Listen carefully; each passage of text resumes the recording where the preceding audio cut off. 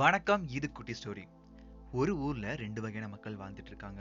ஒரு set of மக்கள் மலை மேலேயும், இன்னொரு செட் ஆஃப் மக்கள் மலை கீழே, அதாவது நிலத்திலயும் வாழ்ந்துட்டு இருக்காங்க.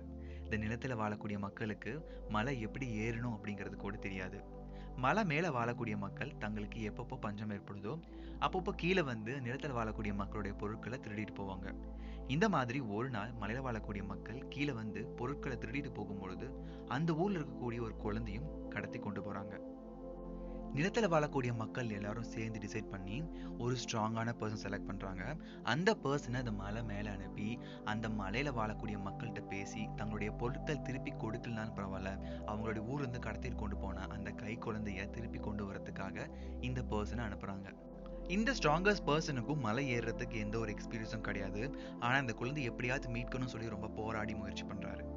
ரொம்ப கஷ்டப்பட்டு அவர் ஃபுல் பொட்டன்ஷியல் போட்டும் அவர்னால பாதி மலைக்கு மேல ஏற முடியல. அவருடைய ஃபுல் எனர்ஜியும் ட்ரெயின் ஆகுது. தன்னுடைய உயிர் மேல இந்த பயத்தினால அவர் மலையை விட்டு கீழே இறங்கலாம் முயற்சி பண்ணி கீழே வந்துட்டு இருக்காரு. கீழே வந்துட்டு இருக்கும் போது அவர் லேடியை பார்க்குறாரு. அந்த லேடியோட முதுகுல ஒரு குழந்தைய துணியால கட்டி கொண்டு வந்துட்டு இருக்காங்க. யாருன்னு கிட்ட போய் பார்க்கும்போது தெரியுது, நிலவாழ் மக்கள் இருந்து கடத்தி கொண்டு போன அந்த கை குழந்தை. இந்த ஸ்ட்ராங்கஸ்ட் பர்சனும் இந்த லேடி கிட்ட ஒரே ஒரு கொஸ்டின் கேட்கறாரு. என்ன அப்படின்னா, என்னுடைய ஃபுல் பொட்டன்ஷியல் போட்டுமே இந்த மலையை என்னால் ஏற முடியல, உங்களால் மட்டும் எப்படி ஏறி அந்த குழந்தைய மீட்டு கொண்டு வர முடிஞ்சுன்னு சொல்லிட்டு. அதுக்கு அந்த லேடி ஒரே ஒரு வார்த்தை சொல்றாங்க.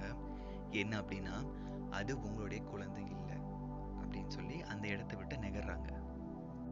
இந்த கதையும் இந்த கதைக்கான மாரலும் கண்டிப்பா உங்களுக்கே புரிஞ்சிருக்கும். எஸ், எந்த ஒரு விஷயம் நமக்கு நெருக்கமா இருக்கோ அதுக்கு நாம் போடக்கூடிய ஃபுல் எஃபர்ட் மற்றவங்களுக்கு பெருசா தெரிஞ்சாலும் நமக்கு அது பெருசாவே தெரியாது. ஏன்னா இட்ஸ் ஆர்ஸ். சில ஒர்க்ஸ் நம்ம கரெக்டா போகல அப்படின்னா யோசிச்சு பாருங்க, கண்டிப்பா அதை நம்ம ஏதோ ஒரு விஷயத்துல ரொம்ப லெத்தார்ஜிக்கா விட்டுருப்போம். அதனால தான் அந்த ரிசல்ட் நமக்கு கிடைச்சிருக்கும். இந்த உலகத்திலே best and purest form of love அப்படின்னு சொன்னா அது பேரண்ட்ஸாக மட்டும்தான் இருக்க முடியும். So don't try to hurt them at any point of time. இந்த கதையும் மாரலும் இன்னைக்கான எபிசோடும் கண்டிப்பாக உங்களுக்கு பிடிச்சிருக்கும் நம்புகிறேன். நியூ லிஸ்னர்ஸ் என்னுடைய பழைய எபிசோட்ஸ் ரெஃபர் பண்ணி பாருங்க. With this note I am signing off. This is Satish.